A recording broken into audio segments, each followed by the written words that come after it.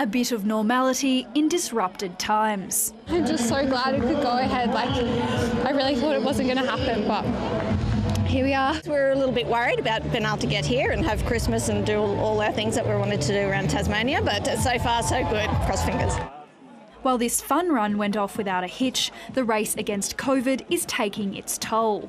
Tasmania recorded 1,406 cases today, a significant drop from yesterday's 2,200.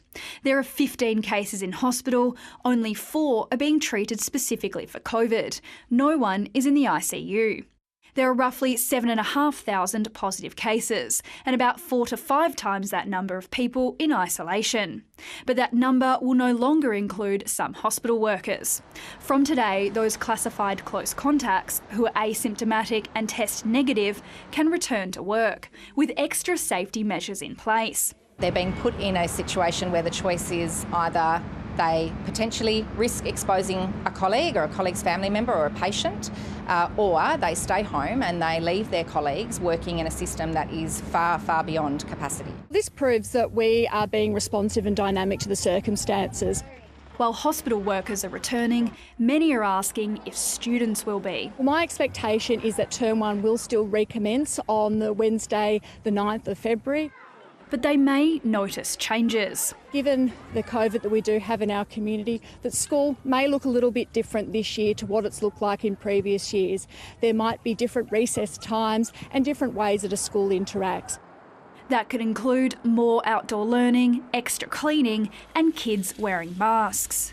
Vaccination, of course, is a big part of the plan. Dedicated children's clinics for 5 to 11-year-olds will open from tomorrow.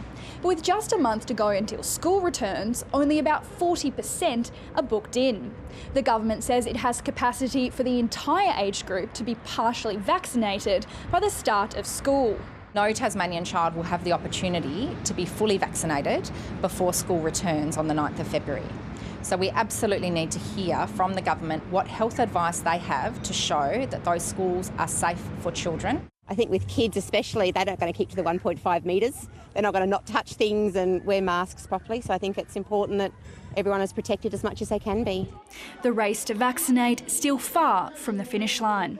Lucy MacDonald, ABC News.